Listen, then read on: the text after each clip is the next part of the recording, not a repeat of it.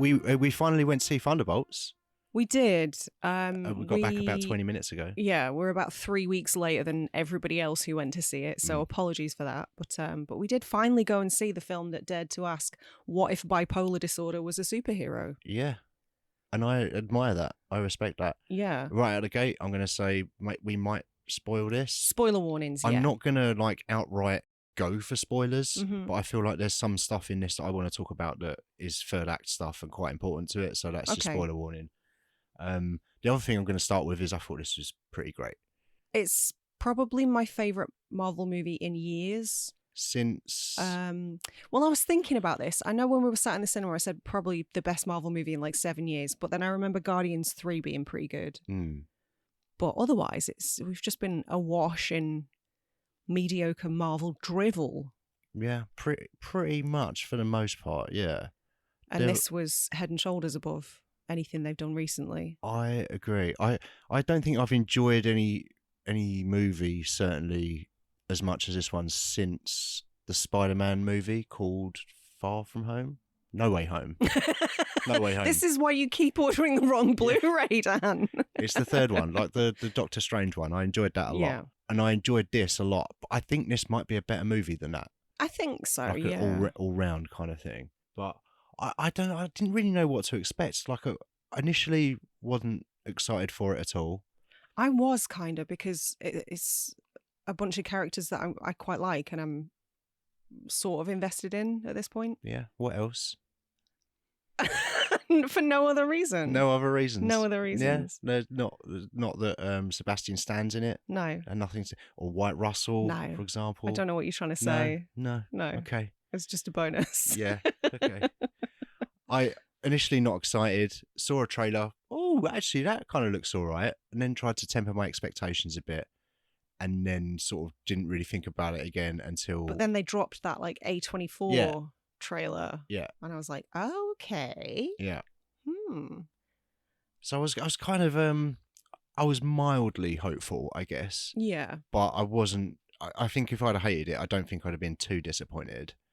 But it ended up being, just better than I thought it was going to be. And something a bit different. And lots of interesting characters that I just enjoyed watching for a couple of hours. Yeah, I will say that I think that second trailer that dropped was a little bit misleading. It's genius marketing, but I do think it was misleading because it wasn't... I know you said it's a little bit different, but I do think it's nowhere near as different as I was hoping it was going to be. It was way more standard Marvel fare than that. It was different for a Marvel movie, I guess is what I'm trying to say, yeah. Which sounds like a negative, and maybe is, but I still really, really enjoyed it. No, I still like the Marvel thing. I just haven't enjoyed the way that it's been executed the last few years, and that's not like a blanket statement. There are some outliers. I thought the Daredevil show was all right. I thought that was 8 hours of build-up. Okay. I was getting really frustrated that nothing was happening. I found it a bit inconsistent. Like some of it I really loved, and then some of it I was like, come on, let's get through this episode. But what I liked about this is that it felt like a Marvel movie, but it was going in slightly new directions, going somewhere that hadn't really been touched on before in Marvel in terms of, and I think they weaved in the depression angle very seamlessly, albeit very heavy-handed, yeah, like you said. But I thought the characters that they had in the movie, the character of the Sentry and the Void, and all of their sort of redemption arcs and the past traumas and stuff kind of all linked in quite well, and I thought it ended up being quite well balanced, all of the different characters, what their journeys were, and displaying something a bit more adult, I guess, or... It was the longest advert I've ever seen for BetterHelp. Yeah. What the message I got is just punch depression in the face. No, just hug it out. Oh, right, yeah. That's right. Don't punch depression in the face. Yeah. Love it. Embrace it. It's part of you. You can't get rid of it. You just got to accept it, and things will get a little bit lighter if you have your family and your friends. Yeah, that stuff I can kind of do without, but again, it's a Marvel movie. Yeah, exactly. There was always going to be that kind of a resolution, so I'm not angry at that. But I think a lot of people have called it a standalone Marvel movie, and while it kind of is, I don't think I would have enjoyed it as much if I hadn't become invested in some of the characters. Like, I think Florence Pugh specifically, I do really enjoy all the characters in this separately, and I think they work well as a team. But I think if you remove Florence Pugh from that equation, you've got a much weaker film. Yeah, I agree with that. But she is the lead of this film, isn't she? Yeah, but that's kind of what I mean. Like, obviously she's our de facto protagonist, but also I think her tragic backstory is so important that she's effectively like she's the emotional heft of the film. Yeah, that's fair.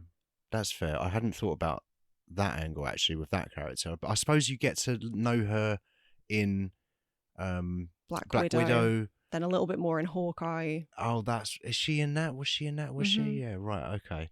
So we haven't seen that much of her, but I suppose knowing her backstory from Black Widow might have been helpful. Yeah. Yeah, I hadn't considered that. If you haven't seen Black Widow, it might be like, well, who's this kind of character? You get a bit more depth, but I think you are able to watch it and enjoy it. Without that stuff. But I do agree. think I'm just saying, me layers. personally, I don't think I would have enjoyed it as much if I didn't know who these people were already. What did you think of the comedy leanings? Because obviously all Marvel movies have that sort of comedic edge. Yeah, I thought it was pretty good for the most part. I thought the second half was actually a bit funnier than the first half. Yeah. When Red Guardian's in it more, you mean? Yeah, I suppose so. They almost used that character too much, I think. But yeah, he probably had most of the laughs because I guess a lot of the other people were quite serious characters. Yeah. And he's a bit more of a cartoon character, kind of comedy relief, isn't he? Yeah, for sure. Like, Yelena definitely has quippy moments, but like certainly kind of Bucky and John Walker and Ghost, like, they're pretty sort of stoic, serious characters from what we've seen. Yeah.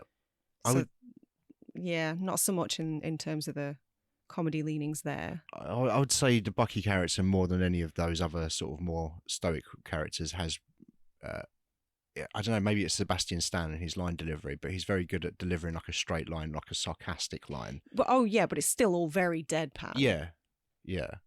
I loved that bit in the movie that's in the trailer with the car and he arrives on the bike. I thought that was so good. That's one of the best scenes I've seen for ages in a Marvel film. Also, I don't know if you thought the same thing, but when I saw him on the bike, I was like, this is pretty Terminator coded. When he did the reloading with a shotgun. Right? That's exactly what I thought. Yeah. I'm glad I'm not crazy. Yeah, and I loved it. Yeah, I thought it worked very well. And that, going back to the humour, I thought that a lot of the humour balanced out the more serious themes that they were talking about in the third act as well. I mean, I think you sort of need a bit of humour in these films because at the end of the day, they are ludicrous. Like the whole superhero thing is at its heart ludicrous. It's pure fantasy. So I don't know, I'm going to kind of contradict myself a little bit because I know in the past I've always said like I tend to prefer the ones that are a little bit more quote unquote grounded, like Winter Soldier, for example. But I do think you need that little bit of humour just to kind of go, oh yeah, this is insane. This is silly. Yeah, I guess that the thing is with Marvel is they do sometimes overdo like the meta nature of it. Yeah, they want to have their cake and eat it. Tony Stark, like, oh, I'm trying to capture a wizard or whatever. But I enjoy that. I do enjoy it, but sometimes they can go a bit too far with it. Yeah. With that specific type of humour anyway. But you always need your humour in these films. That's part of it. It's part of the popcorn time. And you just want to enjoy watching people get kicked in the head and do a quip and maybe talk about depression for a little bit as well. That's fun, isn't it? Maybe just solve their depression with some community. Yeah, I don't know. So a lot of the humour in Marvel movies doesn't land for me because it feels more geared towards a much younger audience these days. But this actually did make me kind of snicker on a couple of occasions. So it succeeded. I thought the team dynamic in general was just like quite a fun setup. But like I said, I think they picked the right characters. They did some things that I wouldn't have expected in a Marvel movie, which is huge because, you know, there's they're very safe movies by their very nature. There's not really any stakes. Pretty well trodden path at this point as well. Yeah, exactly. And it's not to say that like it's like I do think this is different for a Marvel movie. It's not like a game changer of a movie or anything like that. I just thought it was very, very solid and did some things that were a little bit different to your average kind of superhero fare in the Marvel side of things. Anyway. Yeah, I just thought it was a solidly entertaining 2 hours. Me too. There weren't really any lulls for me. Yeah, it didn't outstay its welcome. Mm-hmm. Didn't try and be a 2.5, 3 hour epic. I feel like it kind of knew what it was and it executed it. Probably the best version of this. I thought the action was decent. There was an overhead shot of Yelena early on in the film, and I'm thinking John Wick 4, and the choreography was very good. Mm-hmm. A lot of the fighting was excellent. Not much to complain about, really. I don't really. If I've got any complaints, I thought some of the Bob stuff was a little bit rushed. Well, his that's story fair. felt a little bit truncated to me. Yeah, I'd agree with that, particularly when you get to the third act. I would say, yeah, you maybe could have done with a bit more, but you would have. There obviously would have been a slightly longer movie. Maybe I'm sure there was a version of it when in the middle there was a bit more fleshed out. But did it make it sag slightly? Maybe it did. Maybe, but I'm gonna be controversial here and say I would have watched a 2.5 hour version that fleshed out that a bit more. Yeah, I think that's kind of the problem when you've got so many characters to keep up with. Like, it's very much an ensemble thing, and obviously when we've had that in the past, they have been longer movies, like the Avengers and Endgame and all that other stuff. Yeah, tend to be sort of, we got used to like a 2.5 to 3 hour runtime for a while, or 4 hours nearly. Was it? How long was Endgame? I don't remember. I thought it was 3, but maybe 3 hours then. Yeah. But yeah, you need that length of time to sort of tell a story about so many different characters. You do. I don't think feel like it suffered that much because my focus was mainly on the Thunderbolts people. I was mostly focused on them, and then there was some rushed Bob stuff in the middle, and then I quite quickly was like, okay, fine, that's fine. I can get over this. Well, that's fair enough. Yeah, I would have just liked a little bit more, but yeah, I really enjoyed it. I thought it was good. Good, me too. I wish we'd seen it sooner. Yeah.